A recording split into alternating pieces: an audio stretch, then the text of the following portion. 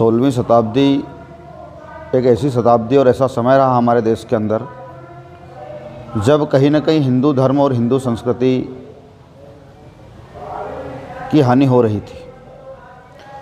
परमात्मा ने गीता में कहा है, यदा यदा ही धर्मस्य ग्लानिर्भवति भारत अभ्युत्थानाम धर्मस्य तदात्मानाम सजाम्यहम्।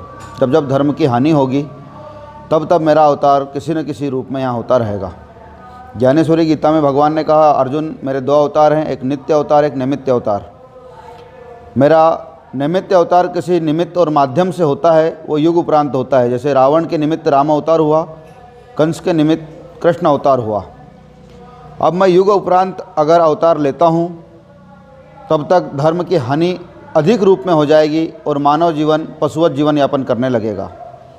तो मुझे पुनः धर्म की स्थापना के लिए समय समय पर अवतार लेना पड़ता है। वो नित्य अवतार मेरा संतों के रूप में होता है। 16वीं शताब्दी में भी कहीं न कहीं हमारे सनातन धर्म की हानि हो रही थी। उस समय पूरी भारत भूमि पर हर प्रांत में, हर राज्य में, हर क्षेत्र में अनेकानेक संत अवतरित हुए। पंजाब में नानक देव जी, उत्तर प्रदेश में राईदास तुलसीदास जी, राजस्थान में मीराबाई, महाराष्ट्र में संत तुकाराम। लेकिन हमारी भारत भूमि का ये मध्य क्षेत्र, हृदय स्थली, जो हमारे शरीर में कहीं न कहीं हृदय का बहुत बड़ा महत्व होता है, उसी प्रकार हमारे देश की हृदय स्थली मध्य प्रदेश में किसी भी बड़े संत ने आने से इनकार कर दिया। उस समय परमपिता परमात्मा ने श्रृंगी ऋषि की तपस्या भंग करवाकर धर्म की स्थापना के लिए श्रृंगी ऋषि को यहाँ भेजने का आदेश सुनाया। संत सिंगाजी महाराज श्रृंगी ऋषि का ही अवतार थे, जिन्होंने खजूरी में जन्म लिया, गौली परिवार में। माताजी का नाम गौरबाई, पिता भीमाजी थे उनके। संत सिंगाजी महाराज ने अध्यात्म निर्गुण भक्ति का परचम पूरी भारत भूमि में इस निमाड़ खंड से फहराया है। भारत भूमि में दो महान निर्गुणी संत हुए हैं, संत कबीरदास जी। और कबीरदास जी के बाद अगर आध्यात्मिक भक्ति को जागृत किसी ने यहाँ परमात्मा में लीन होने के लिए किया है तो संत सिंगाजी महाराज ने किया है। संत सिंगाजी महाराज भारत भूमि के सबसे अल्प आयु के संत हुए।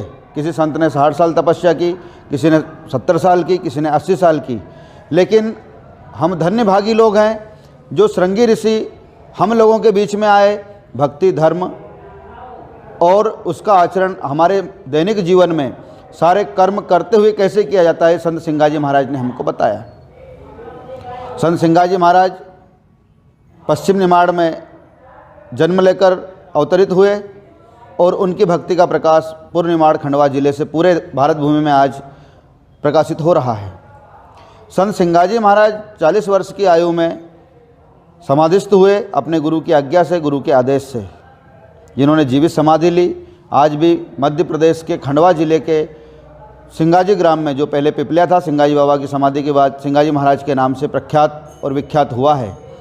आज भारत भूमि का सबसे बड़ा ऊर्जा केंद्र जो संत सिंगाजी थर्मल पावर प्लांट है, संत सिंगाजी महाराज के नाम से चल रहा है।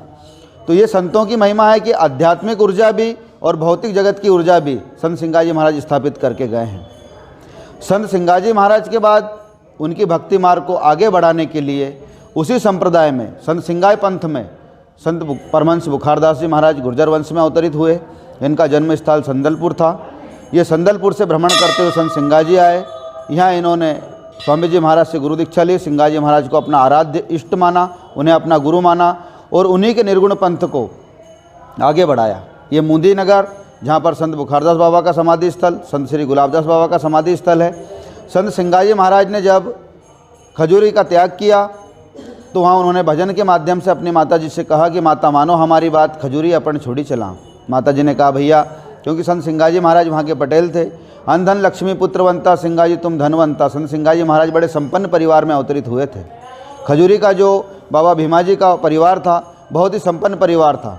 400 गाय, 300 भैंसें, इतना बड़ा परिवार लेकर हम कहाँ जाएंगे। जब माताजी ने उनसे प्रश्न किया तो संत सिंगाजी महाराज ने कहा कि मुंदी परगणों नगर पीपड़े वहाँ जय देवा मुकाम, माता मानो हमारी बात, खजूरी अपन छोड़ी चला। 12 वर्ष की आयु में जब सिंगाजी बाबा ने खजूरी को त्याग किया, उसी समय इस मुंदी नगर का बाबा ने अपने श्रीमुख से वर्णन कर दिया था। उसके बाद संत सिंगाजी महाराज के नातू दलुदास जी महाराज हुए। उन्होंने भी अपने भजनों में साखी में बार बार मुंदी नगर का वर्णन किया है। धन मुंदी धन परगणों धन संतन की धाम, धन सिंगाजी बाबा ने पावन कियो नगर पीपल्यो ग्राम। तो यह मुंदी नगर संत श्री बुखारदास परमहंस महाराज के नाम से, उनके समाधि स्थल के नाम से आज एक तीर्थ का रूप ले रहा है। संत सिंगाजी महाराज का मेला शरद पूर्णिमा पर आयोजित किया जाता है और बाबा बुखारदास जी का मेला माघ सुदी पूर्णिमा पर आयोजित किया जा रहा है। ये महासुदी पूर्णिमा पर बाबा के समय, संत गुलाबदास बाबा के समय से परचरी पुराण का आयोजन होता रहा है और आज भी इस माघ सुदी पूर्णिमा 9 फरवरी 2020 को पूर्णिमा पर परचरी पुराण का समापन होगा, जो संत सिंगाजी महाराज की 3 दिवसीय परचरी पुराण यहाँ चल रही है। 13 से पूर्णिमा तक आज समाधि पर निशान चढ़ेंगे संतों की, और संत सिंगाजी महाराज की भक्ति को, संत सिंगाजी संप्रदाय को आगे बढ़ाने में संत बुखारदास बाबा का अपना अहम योगदान रहा है। आज जो सिंगा पंथ में अनेकानेक हजारों साधु पूरे देश में भ्रमण कर कर सिंगाजी महाराज की निर्गुण भक्ति धारा का प्रवाह कर रहे हैं, उसका सारा श्रेय संत बुखारदास बाबा को जाता है। संत बुखारदास बाबा को संत सिंगाजी महाराज का अवतार अंश कहा जाता है। संत बुखारदास बाबा जी के बाद उन्हीं के सेवक, उन्हीं के शिष्य, उन्हीं के अनुयायी संत गुलाबदास जी महाराज हुए, जिन्होंने संत सिंगाजी महाराज की कथा को आगे बढ़ाया। इन्होंने अपने हस्तलिखित परचरी 111 परचरी पुराण हाथ से लिखकर उस समय संत समाज में वितरित की थी।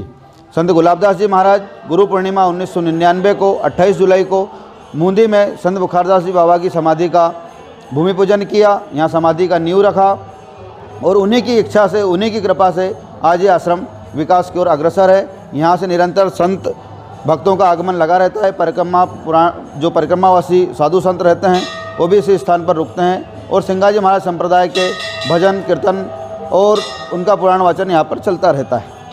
बोलो संत सिंगाजी महाराज की।